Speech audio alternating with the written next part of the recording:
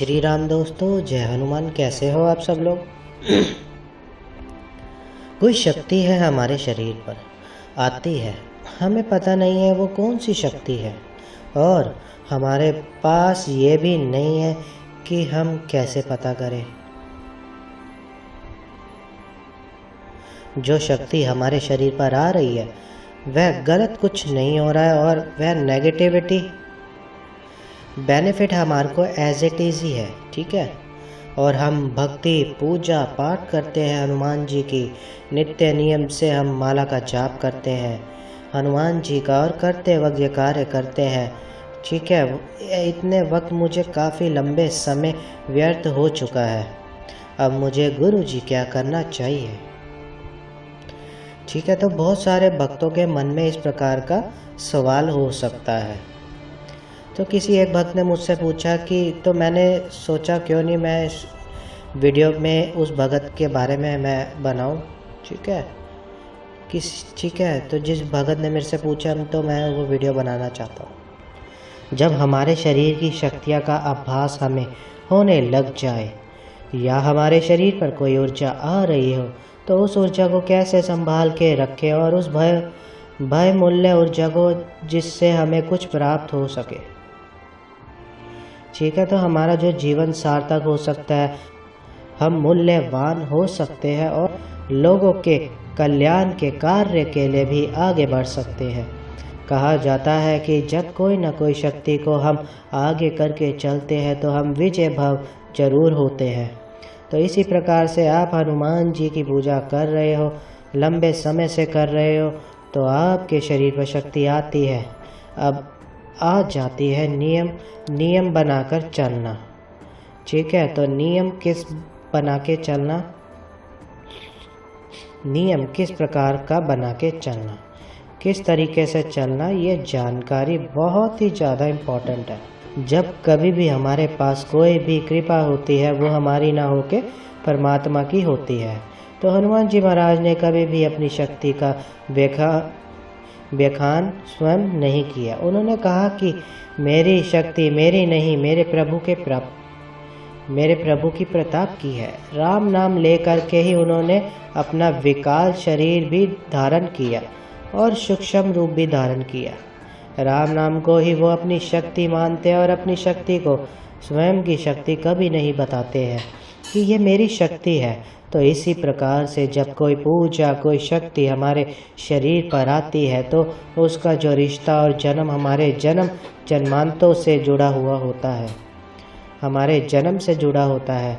तो जब उस जन्म के रहस्य को हम समझ जाते हैं, या उस जन्म के रहस्य को पहचान लेते हैं, तब हमें ये पता लगता है कि ये शक्ति का जो रहस्य है इन जन्मों से है। जब हम पूजा पाठ भक्ति नियमित रूप से करते हैं, और उस नियमित रूप की भक्ति पूजा पाठ से थोड़े से दुखी होने लग जाते हैं, तो याद रखना कि हमारे जो पीछे के जो पाप है वो भी आकर के कन्वर्ट होने लग जाते हैं। बहुत तेज़ी से ये कार्य होता है। और मान लीजिए आप लगातार हनुमान चालीसा का पाठ करते हो, रोज़ सुबह शाम नित्य नियम से आप कर रहे हो, रोज़ भक्ति पूजा पाठ आप डेली कर रहे हो, और करते हुए आपको 7 साल वर्ष हो गए हैं। तो 6-7 साल वर्ष हो करके आप अपनी कैलकुलेशन रख करके चलना कि अगर आप सच्चे मन से अपने आप को हनुमान जी के चरणों में समर्पित किया और ये आपके साथ हो रहा है, तो आपके साथ जो हो रहा है, आपके पाप पुण्य का जो हिसाब है वो हो रहा है। पूजा करने के बाद कई भक्तों के मन में ये रहता है कि मैं बहुत ही दुखी हो गया हूँ, मैं बहुत ही परेशान हो गया हूँ। तो वो भी जो है ना वो आपके कर्म के अनुसार होता है। पाप पुण्य जो है आपका जो है ना कन्वर्ट होकर के छनकर जो है ना प्रसाद एकत्रित होकर वह एक साइड को एकत्रित हो जाता है। हमारे शरीर में एक अमृत कंठ है, वहाँ पर वो प्रसाद एकत्रित होने लगता है। तो यही बात जान करके अगर हम पूजा करते हैं, रेगुलर नियमित रूप से करते हैं, तो हमें शक्ति तो प्राप्त होती है, हमारे शरीर का ऑरा तो क्रिएट होता है। और अब बात आ जाती है कि नियम की। जब कोई शक्ति हमारे शरीर पर आती है तो हमें नियम बनाने चाहिए। मान लीजिए अगर आप शाम को 7 बजे पूजा करते हो या सुबह करते हो, तो जिस समय का आप टाइम रखोगे 6 बजे से लेकर के आप 8 बजे तक का अगर आप टाइम रख रहे हो कि इतने बजे के बीच में मैं पूजा करूँगा ही करूँगा, क्योंकि जो बिजी शेड्यूल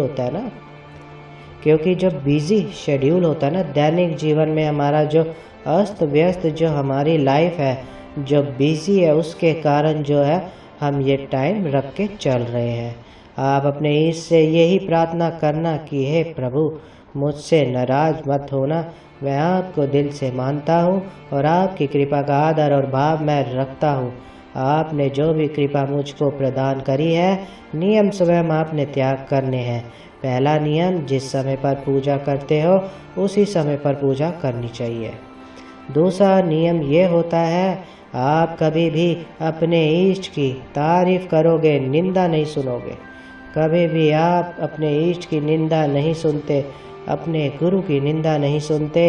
अगर आप अपने गुरु और अपने इष्ट की अगर निंदा सुनते हो तो आपकी पूजा का जो फल है वो निष्फल होने लग जाता है, तो जिसके कारण जो है आपको फल प्राप्त नहीं होता है। ये नियम आपने स्वयं अपने अंदर धारण करने से स्वयं बनाने हैं। एक विशेष दिन रखोगे शक्ति को शरीर पर पूर्ण रूप से ध्यान केंद्रित करने के लिए। जैसे आपने शनिवार का दिन रख लिया तो उस दिन आप पूर्ण रूप से 2 घंटा एक्स्ट्रा ध्यान लगा करके अपने शरीर पर एकत्रित कर रही शक्ति को समझने का प्रयास करोगे। अपने ज्ञान इंद्रियों के साथ उनका संपर्क बनाने का प्रयास करोगे। ये सारी चीज़ें जो मैं बातें बोल रहा हूँ ना, ये थोड़ी गहराई की है, लेकिन गुरु के माध्यम से ये चीज़ें समझ में आ जाती है।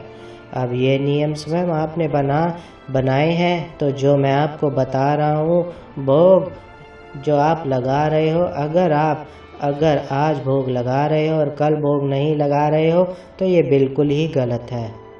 अगर आपने भोग लगाने का प्रण किया है कि मैं हर शनिवार हनुमान जी के श्री चरणों में मैं रोट का भोग लगाऊंगा, मोती चूर का लड्डुओं का भोग लगाऊंगा, और आप उसके बाद में बीच में लगा रहे हो, फिर लगाना बिल्कुल छोड़ रहे हो, तो ये बिल्कुल ही गलत है। ये चीज़ आपको बिल्कुल नहीं करनी चाहिए। आप पहले किसी को न्योता देते हो और फिर न्योता देकर भगा देते हो। ये अपमान जो है ये करने से गलत कार्य होता है। कभी भी ऐसा कार्य नहीं करना चाहिए। कोई भी शक्ति या कोई भी मेहमान खाने का भूखा नहीं होता है, तो आपके आदर और भाव जो आप देते हो उससे शक्तियाँ प्रसन्न होती है। जब शक्तियाँ प्रसन्न होती हैं उसी प्रकार से आपको कृपा प्रदान करती है।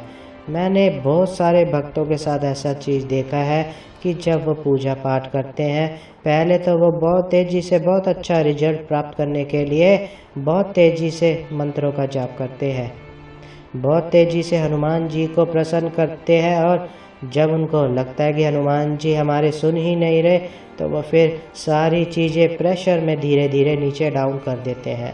तो वो फिरते हैं और उनके घर में कोई भूत प्रेत बढ़ रहा है, तब वो जा कर के पूजा करके, तब तो उस वक्त तो बहुत तेज़ से हनुमान जी की पूजा करते हैं। फिर धीरे धीरे जब उनको लगता है कुछ असर नहीं हो रहा, तो बाद में सारा जो है ना प्रेशर डाउन कर देते हैं। तो ये नियम जो है ना आपने खुद ही बनाए हैं। बाबा ने तो आपको कहा नहीं है। बाबा के जो वीर है, बाबा के जो दूत है, वो सब देखते हैं आपके अंतर की भावना कैसी है, हनुमान जी के प्रति कैसी है, उनको मनाने के प्रति कैसी है। तो ये बात सबसे बड़ी होनी चाहिए। और जो हनुमान जी की पूजा करते हैं या कोई भी देवी देवता की आप पूजा करते हो, अगर आपने अपने आप को ब्रह्मचारी निश्चित किया है तो ये स्वयं आपने किया है। हनुमान जी ने आपको नहीं कहा कि आप ब्रह्मचारी रहो। हनुमान जी ने कहा ग्रस्त जीवन में भी रह करके भी मेरी पूजा कर सकते हो। लेकिन जिस दिन शक्तियों का आप आह्वान कर रहे हो उस दिन का ब्रह्मचारी रहना नियमित रूप से होना चाहिए। तो ब्रह्मचारी रह करके आप अपने मन को शीतल करके शांत कर करके आप ब्रह्मचारी एक दिन चुन सकते हो, मंगल या शनि, जो भी आपका मन करे भी, ठीक है, अपनी लाइफस्टाइल के हिसाब से, ठीक है। आपको ज़रूरी नहीं है कि हनुमान जी शनि को ही आएंगे और मंगल को नहीं आएंगे। जो ये नियम है आपने स्वयं तैयार करने हैं। नियम तो ऐसे बहुत सारे होते हैं कि आप हनुमान जी को लंगोट चढ़ा रहे हो और महीने में 1 वर्ष अपने आपने तय किया है। उसके बाद आपने शुरू में चढ़ाया, फिर बाद में छोड़ दिया। आप लंगर लगा रहे थे, फिर बंद कर दिया, फिर छोड़ दिया। तो इससे मुख से बोलो कि मैं 3 मंगलवार ये काम करूँगा, या फिर आपने रेगुलर खुले तौर पे करो तो खुले तौर पे करो। कई लोग तो व्रत रखते हैं फिर व्रत को बीच में छोड़ देते हैं, तो ये जो है ना दोष उत्पन्न हो जाता है। इससे कोई आपकी पूजा में, कोई भक्ति पूजा पाठ से आपकी शक्ति उत्पन्न नहीं होती, बल्कि दोष उत्पन्न होता है। तो जो शरीर पर रहने वाली जो ऊर्जा आपके शरीर पर आई है वो भी रुष्ट हो जाती है। चाहे वो बाबा के वीर आए हैं या बाबा की तरंगे आई हैं या बाबा के दूत आए हैं, जो भी शक्ति आपके शरीर पर आई है वो रुष्ट होएगी। तो इसलिए मैंने आपको अच्छी जानकारी बता दी। अगर मेरी वीडियो आपको अच्छी लगती है तो मेरी वीडियो को लाइक कीजिए, मेरे चैनल को सब्सक्राइब कीजिए। जय श्री राम दोस्तों, जय हनुमान।